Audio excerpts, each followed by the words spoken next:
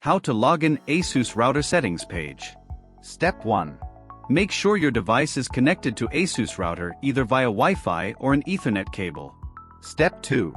Open any web browser like Chrome, Firefox or Safari. Just make sure the internet is working. Step 3. In the address bar type http://router.asus.com and press enter. This action will take you to the login page. Here enter your username and password. The default username and password is admin. After entering these credentials, click Login. Once you are logged in, you'll see the router admin dashboard. From here, you can change your Wi-Fi password, check connected devices, update firmware, and more. Troubleshooting tips.